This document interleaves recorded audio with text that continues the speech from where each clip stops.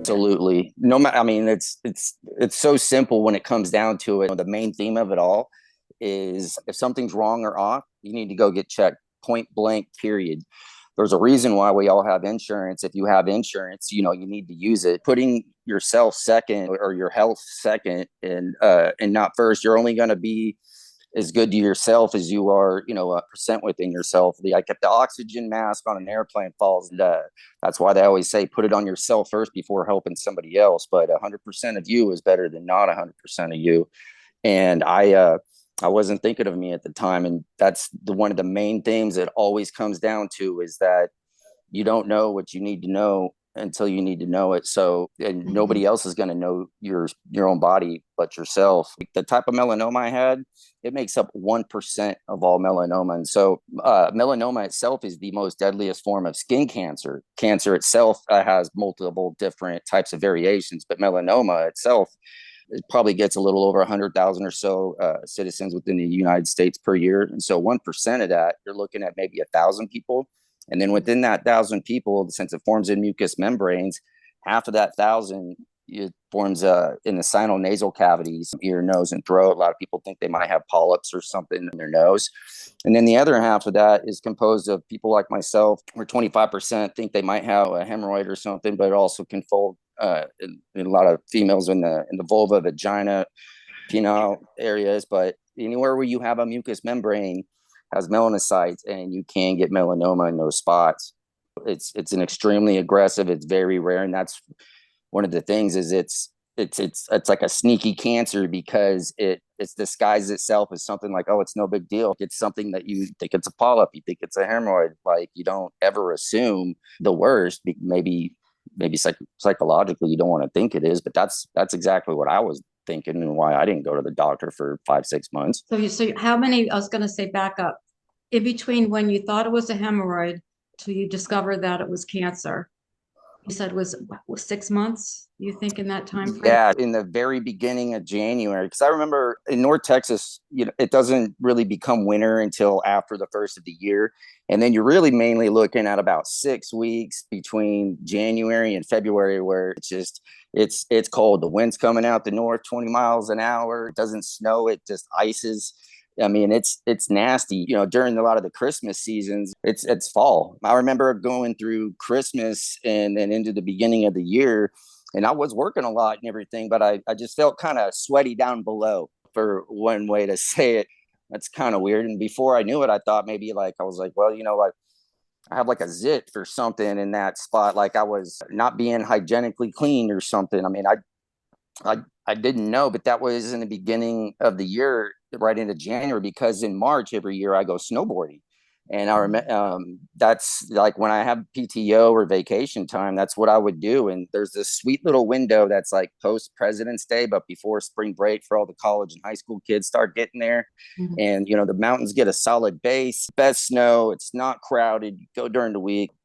And I remember going out there and then sitting on the lift. And I think I wrote about this in one of the first chapters Yeah, of you my did. book, but I remember thinking, this sucks. This is uncomfortable. It was 2 of those 10-day biotics. That's about 20 days, give or plus the week. So you figure in maybe like a month in between. It wasn't until time into that May that I started to see him. And then it was in June that I got to the surgeon. And then once I saw him, I was able to get in for surgery within a few days to take care of this hernia. So, but it was, I always kick myself for going a little bit sooner and just to get it checked. I had phenomenal insurance. My employer is very understanding. I had one of those jobs where when you step away from it, it takes so much more to catch up the longer you're gone. That was always in my head. Yeah, there's always something else to do, right? I Yep. talked to so many young moms who let their breast cancer go because the kids had dance recitals or something when they discovered it. And it's just a natural human being thing to put other things before. I always like to ask, when you hear those words for the first time, you have cancer. To me, I remember that very moment.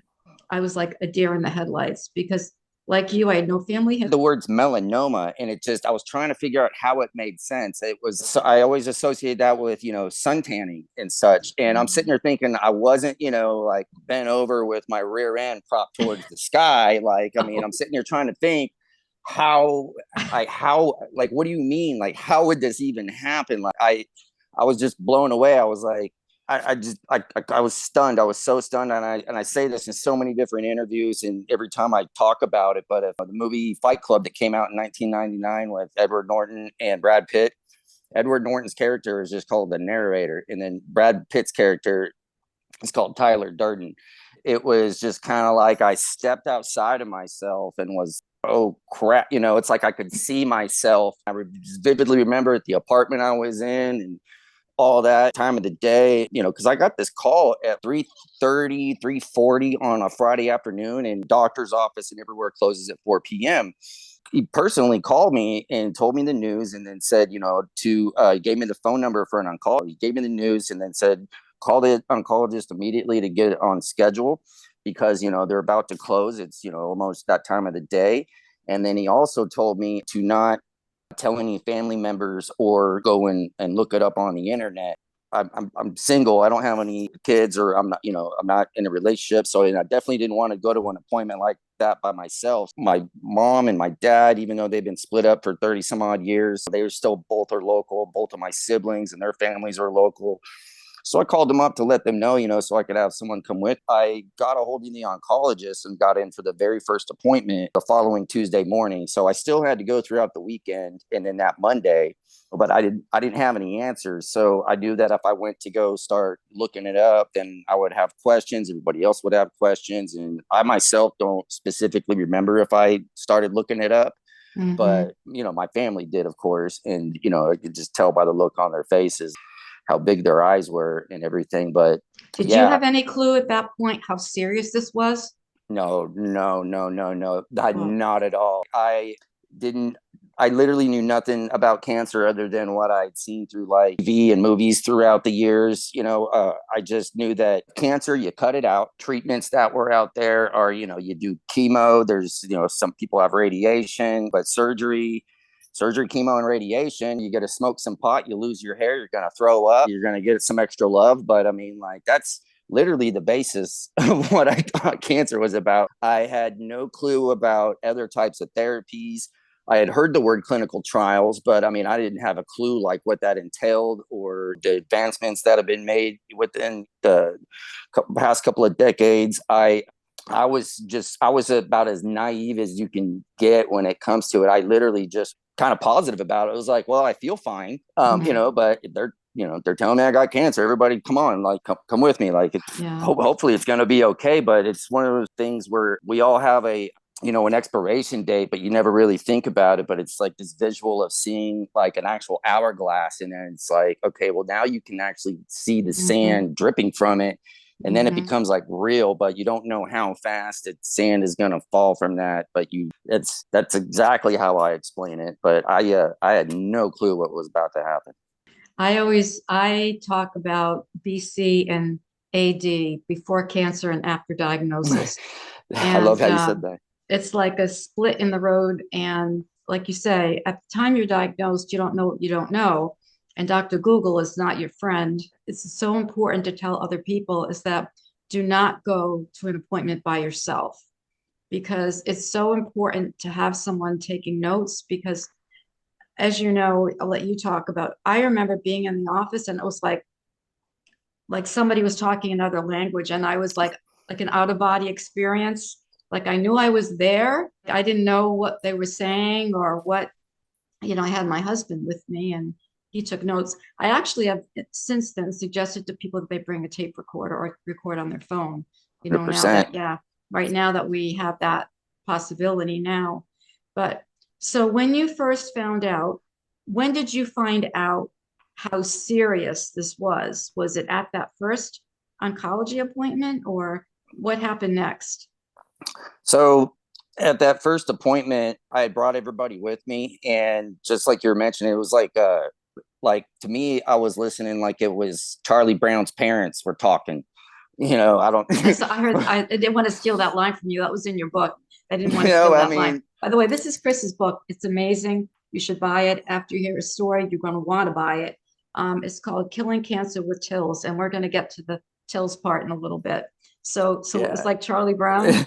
It was just this like they're speaking all kinds of vernacular that I might have heard before, but I had no clue what it meant. Like I remember being asked shortly after that, like when I was at work, they're like, "What's your prognosis?" And I was like, "I don't even know what that word means." I was just trying to say what I knew at the time, what was going on. I didn't know like what that word means when I didn't even know what the word oncology really mean. I just, Mhm. yeah, it was one of those things. It was like, this is a completely different, like, not like another city or county or state or country or continent. It was a whole nother planet and universe. I mean, like it was way out there beyond my grasp. And so having all of my family there, definitely note taking. And then, yeah, like we recorded every one of my appointments, Wow. because even though you're taking notes and, we're all listening and stuff, being able to go back and reference, that was extremely huge. But the seriousness of it, like I really didn't know until I got down. I'm in North Texas and I went to Texas Oncology, but they were all talking words like that I didn't really understand because of the primary source, and they were using words like squamous and this and that. And my oncologist at Texas Oncology just knew it was rare based upon my pathology result. SOX 10 marked this, and blah blah blah. And so it was like, okay, we need to move pretty quick. It's already known, if you already had the original tumor I had that I got removed was the lymph node in my groin, but that was the one that came from my pathology, and that was my second tumor. The first tumor was the one from my rectum, and so then I knew at that moment, like, hey, that's where the source came from, and so then I got that removed. But at that very first oncology appointment, they went ahead, and they ran a full set of labs up on me. And they were like, hey, now that we know your pathology, let's get you in for a PET scan, since we know you have local metastasis from your rectum to your groin, to see if it's anywhere else. And so, I didn't really know what the different types of scans were. But the reason I eventually down the road end up knowing it was extremely serious is because they were able to get me in for a PET scan the very next day. And the way they were able to do that is because my oncologist main PA, the RN, she was able to talk to her connection at the imaging place, and they let me in before the place even opened. At the first appointments, like at 7 a.m., they got me in like at 6 or 6:30. I remember the guy was there, and he like had to go manually open up the automatic door and all of that. And so, just her sense of urgency to get me in for that scan that fast, like eventually like rang some bells, like, oh crap, this is real serious. But once I got down to MD Anderson and you had that first appointment, which was about 2 weeks from my initial surgery, that's when they're the ones who told me all about, here's the type of, cancer this is. These are the statistics, the chance to make it 5 years is like 14%, no known cause, no standard of care. That what I thought I knew about cancer, like, hey, surgery, cut it out. He was the one who told me, is like, as soon as you go to cut it out, it pisses off your cancer, it gets mad and it wants to run. So if I would have saw him first, we would have done some sort of systemic treatment first, which is now called, neoadjuvant treatment. But as soon as you go to do a surgery, it aggravates and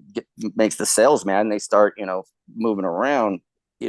When you're diagnosed with it already with local metastasis, I was stage 3C, and I didn't know, the chart of, 1 to 4 and how all that works, but sounded pretty serious.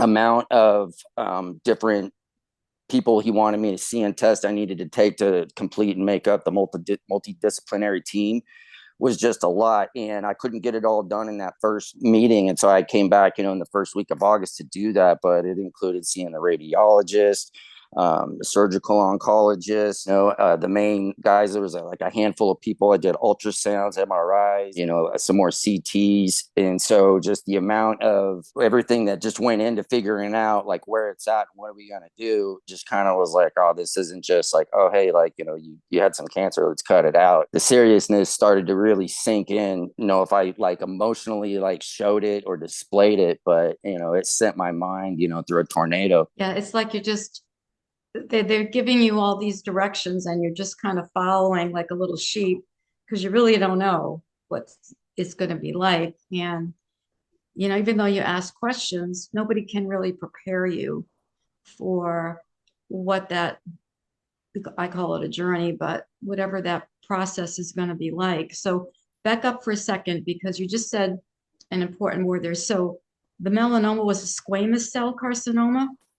No, Oh, it said it was a possible carcinoma, but my initial oncologist, she's a hematologist and an uh-huh. oncologist, but due to the rarity of the pathology, that melanoma, possible carcinoma, SOX10, mark something, it was a rare pathology. And so it was an unsure of exactly what type of melanoma, because that would Okay. depend on what the treatment plan would be.